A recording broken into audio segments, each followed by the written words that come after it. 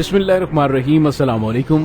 तारीख की दुनिया में खुश आमदेद। और आप देख रहे हैं तारीखी हकायक पर मबनी मालूमात आप तक पहुंचाने वाला एक मुनफरिद चैनल तारीख की दुनिया डॉक्टर अली के साथ। हमारे इस चैनल को सब्सक्राइब कीजिए और बेल आइकन को जरूर दबा दीजिए ताकि हमारी आने वाली हर वीडियो सबसे पहले आप तक पहुंच सके। इसके साथ हमारी हौसला अफजाई के लिए कमेंट सेक्शन में अपने ख्यालात का इजहार जरूर कीजिएगा। लाइक और शेयर करना मत भूलिएगा। दोस्तों, आज हम बात करेंगे अर्तुगरुल गाजी की असल कहानी के दूसरे हिस्से की। नाज़रीन, गुज़िश्ता किस्त में हम जिक्र कर चुके हैं कि अर्तुगरुल गाजी दरबदर ठोकरें खाने के बाद अपने कबीले में वापस जा रहा था। अर्तुगरुल अपने कबीले के छोटे से हिस्से के साथ रुका वापस जा रहा था और अपने बड़े भाई से माजरत करके दोबारा काई कबीले का हिस्सा बनना चाहता था। उसकी माँ हीमा भी उनके साथ थी। ये लोग जब कोस दाग के करीब पहुँचे तो पहाड़ के नीचे खौफनाक जंग जारी थी। ये लोग रुक कर जंग देखने लगे।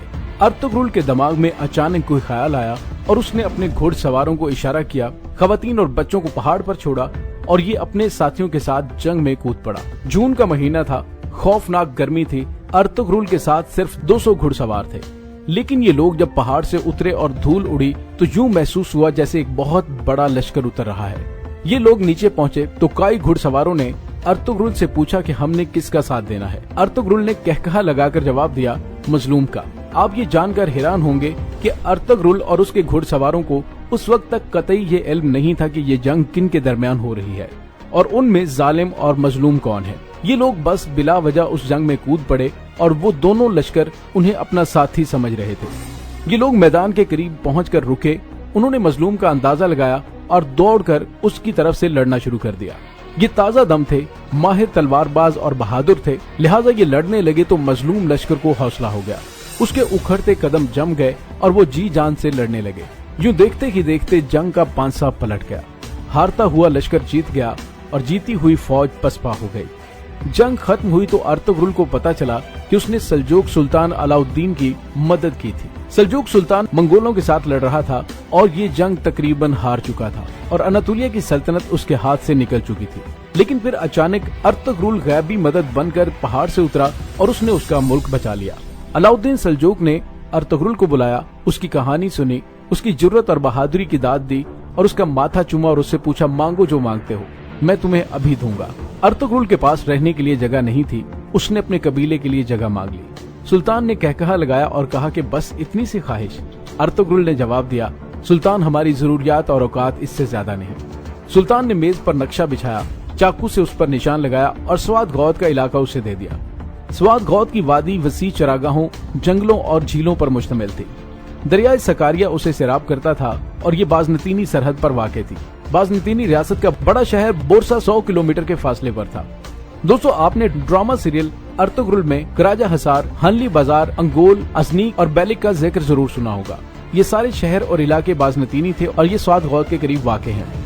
सुल्तान अलाउद्दीन ने ये वादी अर्तुगरुल के हवाले करने के बाद उसे बाजनतीनी शहर फतह करने की इजाजत भी दे दी और उसे अपना नया मुशीर भी बना लिया। अर्तुगरुल ने रुका जाने की बजाय अपना कबीला लिया और ये दरियाए सकारिया के साथ स्वाद गौद की वादी में आबाद हो गया और उसने स्वाद गौद शहर आबाद करना शुरू कर दिया। कई कबीले के लोग मुख्तलिफ मुल्कों और इलाकों से आते रहे और उसके साथ जुड़ते रहे। आगोज कबाइल के मजबूर और मिस्कीन भी उसके पास आते थे और वो उन्हें पनाह और जमीन दे देता था। अर्तुगरुल की कहानी स्वाद गौद में पहुंचकर खत्म हो जाती है। वो तारीख में बाकी जिंदगी उस इलाके से बाहर नहीं निकला और उसने खुद को वादी तक महदूद रखा। हानली बाजार, कराजा हसार, अंगोल, अजनीक और बेलक को दरअसल उनके बेटे उस्मान गाजी ने फतह किया था। अर्तुगरुल गाजी के सिर्फ 2 कमाल थे, सुल्तान अलाउद्दीन से स्वाद गौद की वादी हासिल करना और अपने तीसरे बेटे उस्मान की तरबियत करना। उसने अपनी जिंदगी अपने कबीले और अपनी नस्ल की ट्रेनिंग के लिए वक्फ कर दी थी और ये काम 1288 में अपने इंतकाल तक वो करता रहा। इंतकाल के बाद उसे स्वाद गौद में ही दफन कर दिया गया। अर्तुगरुल की कब्र आज भी स्वाद गौद शहर में है। दोस्तों, इसी दौरान सल्जूक कमजोर हो गए। अलाउद्दीन सल्जूक को जहर देकर कत्ल कर दिया गया। अलाउद्दीन के 3 बेटे थे, तीनों तख्त के लिए लड़ पड़े। रियासत मजीद कमजोर हो गई। गयासुद्दीन सल्जूक बादशाह बना। वो आखिर में मंगोलों के हाथों मारा गया और यूं सल्जूक रियासत खत्म हो गई, जिसके बाद कई कबीले के पास 2 ऑप्शंस बचे थे। ये भी मंगोलों के साथ लड़कर मर जाते या ये खामोशी के साथ कोई दरमियानी राह निकालते। अर्तुगरुल के 3 बेटे थे, गुंदोज, सरूबतो और उस्मान गाजी।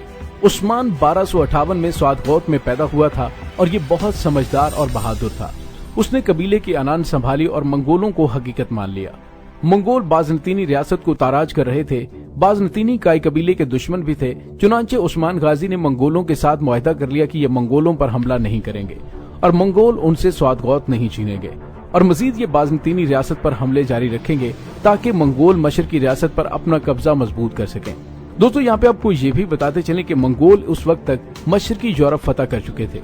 उस्मान गाजी के पास सरफरोशों का एक मजबूत दस्ता था। उस दस्ते ने बाज़नतीनियों से यक शहर छीन कर फतुहात का नया सिलसिला शुरू कर दिया। ये बाद अज़ां हानली बाजार और कराजा हसार पर भी काबिज हो गए। उस्मान गाजी की 2 बीवियां और 7 बेटे थे और खान उस्मान तमाम बच्चों से ज्यादा ज़हीन और बहादुर था। वो काई लश्कर में शामिल हुआ और सिपा सलार बन गया। उस्मान गाजी की जिंदगी की 2 बड़ी ख्वाहिशें थीं, अजनीक और बोरसा शहर फतह करना। ये दोनों शहर 700 साल पहले बहुत छोटे थे, लेकिन ये इसके बावजूद उस्मान गाजी की जिंदगी की मेराज थे, क्योंकि उसके कबीले के पास एक नस्ल पहले तक खैमे लगाने के लिए भी जमीन नहीं थी। स्वादगौत शहर भी उन लोगों ने खुद आबाद किया था और ये उस वक्त तक एक छोटा सा गांव था। उसमें कला और फसील तक नहीं थी।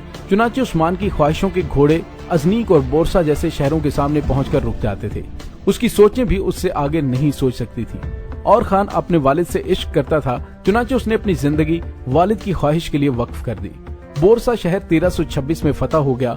उस्मान गाजी उस वक्त तक बूढ़ा हो चुका था। वो बीमार और लागर था। बेटे ने बोरसा के मुसाफात में वालिद को घोड़े से उतारा। सामने चनार का एक घना दरख्त था और खान ने वालिद को दरख्त के नीचे बिठाया। उस्मान गाजी ने बेटे का माथा चूमा और वादी को प्यार से देखकर बोला, मेरी जिंदगी की सारी ख्वाहिशें पूरी हो गई हैं, अब मेरे जाने का वक्त आ गया है। बेटे की आंखों में आंसू आ गए और उसने वालिद का हाथ चूमा, अपने सिपाहियों को बुलाया और ऊंची आवाज में बोला, हम आज से उस्मान गाजी के नाम से सल्तनत उस्मानिया की बुनियाद रख रहे हैं और मैं इस सल्तनत का पहला शहरी और सिपाही हूँ। उसने वालिद का हाथ थामा, बोसा दिया और बैयत कर ली। सिपाही भी कितार में खड़े हुए और या सुल्तान कहकर उस्मान बिन अर्तुगरुल की बैयत करते चले गए। यूं सल्तनत उस्मानिया की बुनियाद पड़ी। चनार का वो दरख्त आज तक बोरसा के मुजाफात में मौजूद है। उस्मान गाजी बोरसा की फतह के चंद माह बाद इंतकाल कर गया और उसे बोरसा की पहाड़ी पर दफन कर दिया गया और वो पहाड़ी 2 नस्ल बाद अर्तुगरुल खानदान का शाही कब्रिस्तान बन गई। उस्मान गाजी के बाद और खान ने अनाने इक़्तिदार संभाली और कमाल कर दिया। लिहाजा अगर हम किसी को उस्मानी सल्तनत का क्रेडिट दे सकते हैं तो वो और खान था। क्यों? क्योंकि अर्तुगरुल का सफर स्वादगौत तक पहुंचकर खत्म हुआ। उस्मान गाजी की ख्वाहिशों के घोड़े ने बोरसा के किले पर पहुंचकर दम तोड़ दिया था।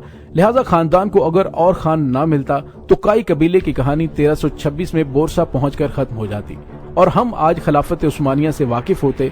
काई कबीले और ना अर्तुगरुल से वक्त उन्हें खाक की तरह अनातोलिया की फिजा में तहलील कर चुका होता और उनकी दास्तां तक न होती दास्तानों में। दोस्तों, उसके बाद के हालात क्या हैं उसके बारे में हम जिक्र करेंगे अगली किस्त में। तब तक के लिए डॉक्टर अली को इजाजत दीजिए। अल्लाह वारिस।